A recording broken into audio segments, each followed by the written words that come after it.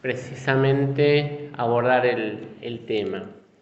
Para quienes no me conocen, soy abogado graduado en esta Facultad de Derecho, en la cual me desempeño también como docente a cargo del curso Vulnerabilidad y Consumidor, los animales como sujetos expuestos a las relaciones de consumo.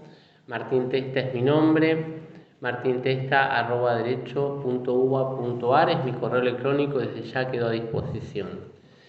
Antes que nada, aunque la doctora González Silvano mucho no le guste, corresponde hacer los agradecimientos y reconocimiento por encontrarnos una vez más, por quinta vez, en esta universidad pública, en esta casa, en esta Facultad de Derecho, en la cual la doctora González Silvano lleva adelante toda su labor desde la docencia, desde la investigación.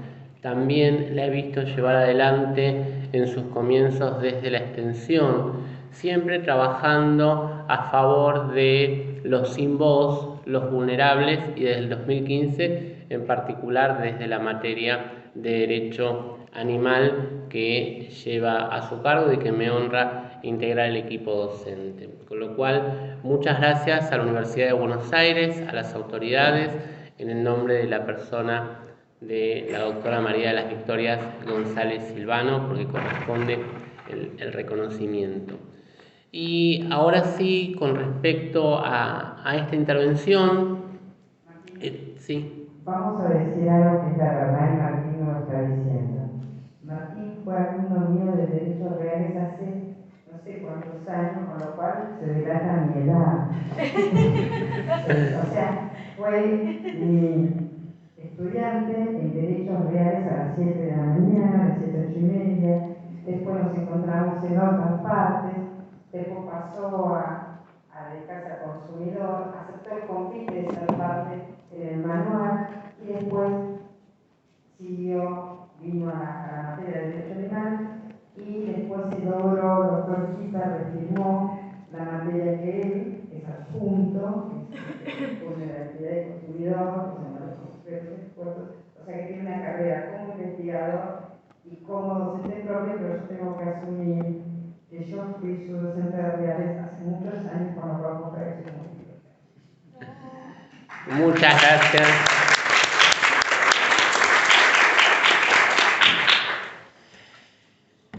A mí ya por aquel entonces no me gustaban los derechos reales y cursarla a las 7 de la mañana, solo voy a decir que hace más de una década. Y Vicky ya por ahí nos enseñaba, nos invitaba a reflexionar y por eso estoy contento, estoy feliz de estar acá, en donde veo desde colegas, desde graduados y graduadas de otras profesiones, pero sobre todo también veo estudiantes, veo personas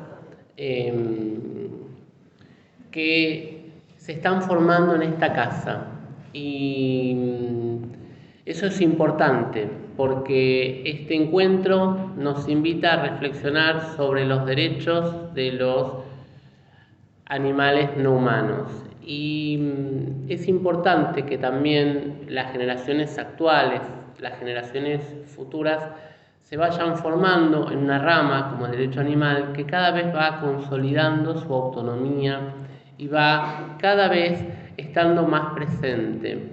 Hoy en día ya no queda duda que el derecho animal no es un ítem más del derecho ambiental. Tiene su propia autonomía, tiene sus propios principios y cada vez va consolidándose tanto a nivel local, nacional, regional e internacional.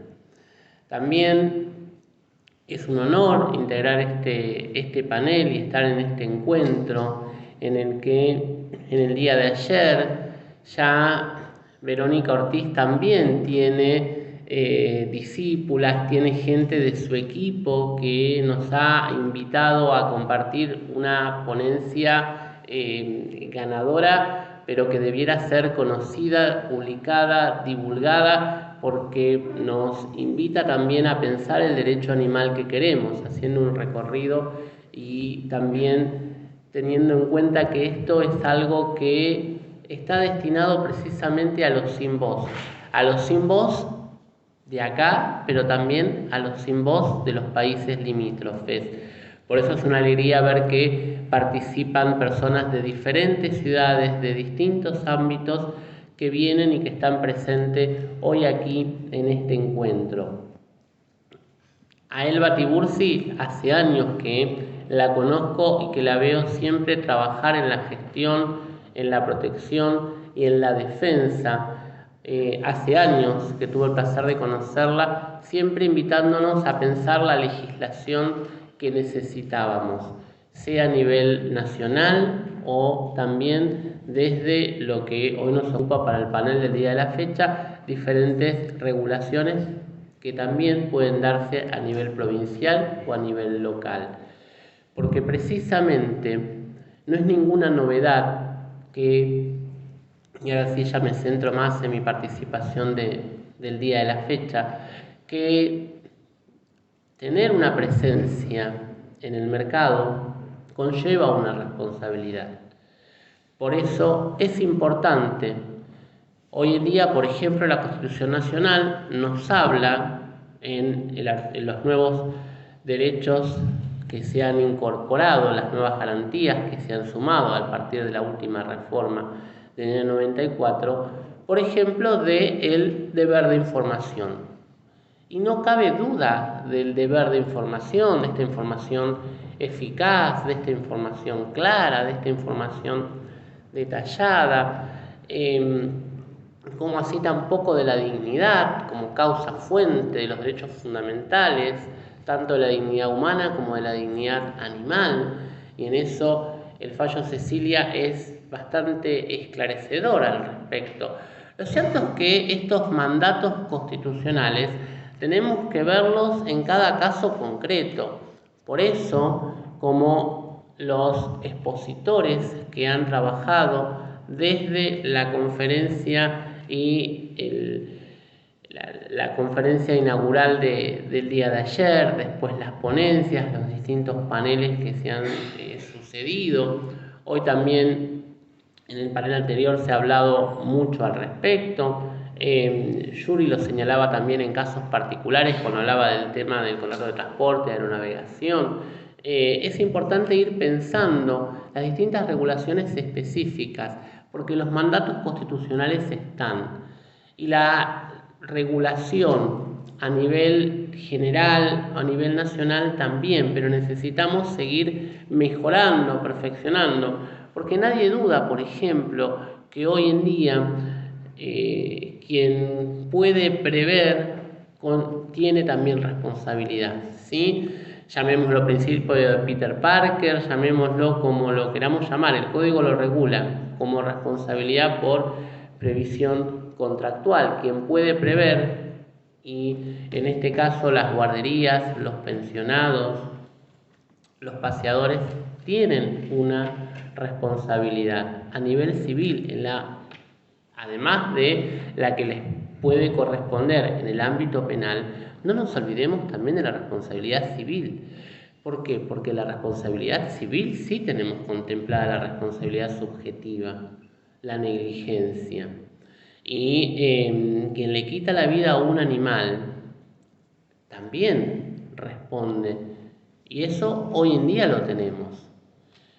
Y quien puede prever, en las participaciones anteriores, en uno de los videos que proyectaron se veía justamente el tema del clima o la temperatura. Quizás alguien pueda llegar a plantear que una ola de calor, no sé, sea un eximente de responsabilidad, un caso fortuito en los términos de la responsabilidad civil. Pero una ola de calor en pleno enero en la ciudad de Buenos Aires, que fue anunciada, que tiene alertas, y trasladar, por ejemplo, a un animal no humano sin la correspondiente previsibilidad, habrá que ver si la justicia entiende que eso es un eximente de responsabilidad, como tampoco posiblemente lo sea plantearlo en época invernal, lo mismo, ¿sí? Porque para eso es necesario contemplar regulación específica y como también lo adelantaron los distintos expositores y expositoras, es necesario contar con una regulación que establezca, ¿sí?, en ciertos establecimientos y en ciertas actividades la responsabilidad de las personas que intervienen, porque la idea no es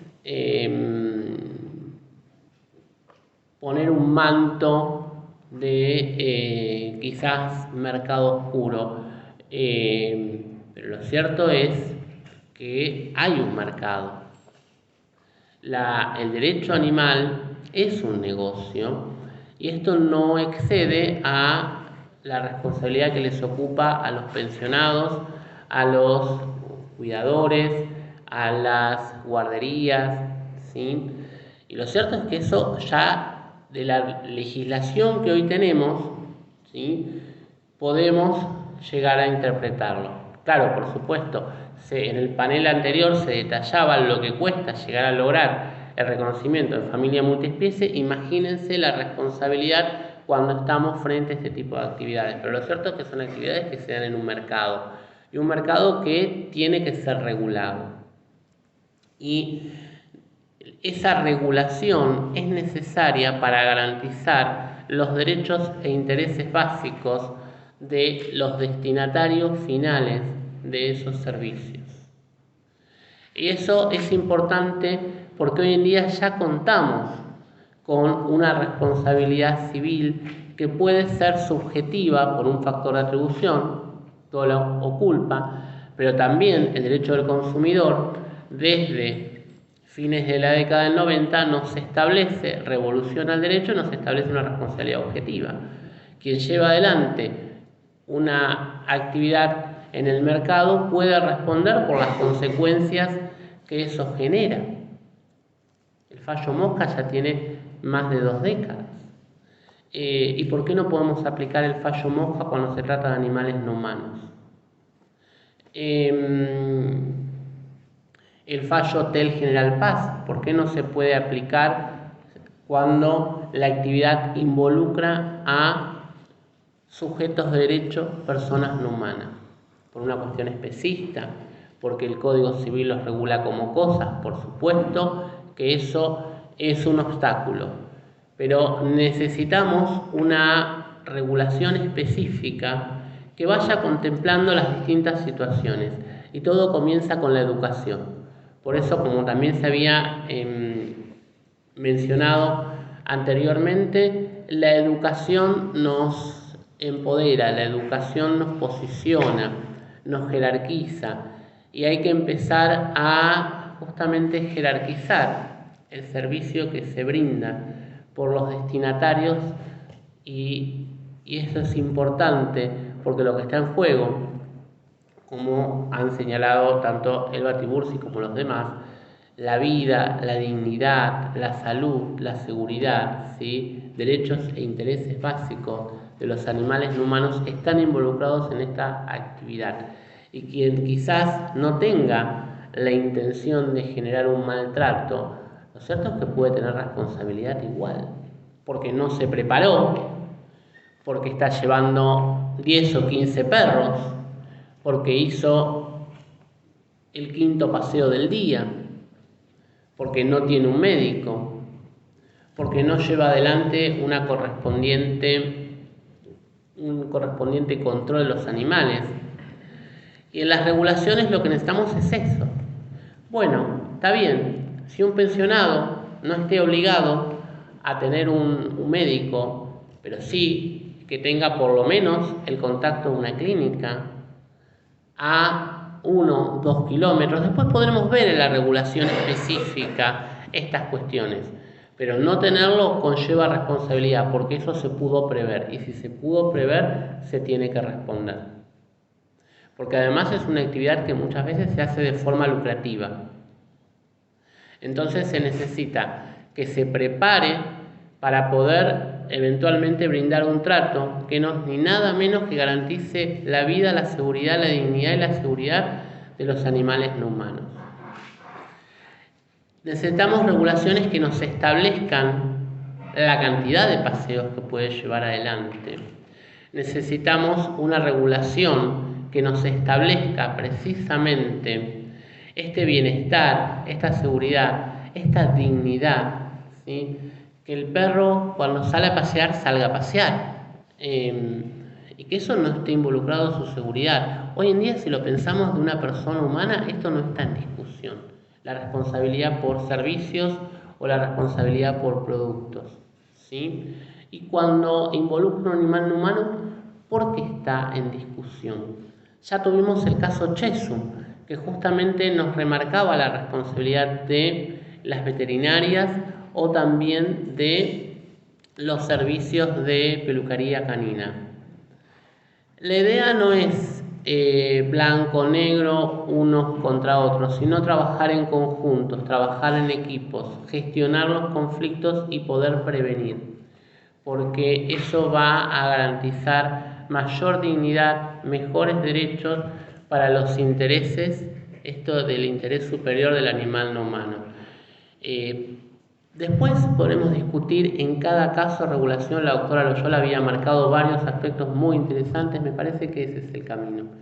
Tenemos mucho por sumar en esta agenda que está pendiente, y eso es importante, que desde la universidad pública pensemos y reflexionemos el derecho animal que los animales no humanos y los sin voz se merecen. Quedo desde ya a disposición. Muchas gracias a todos.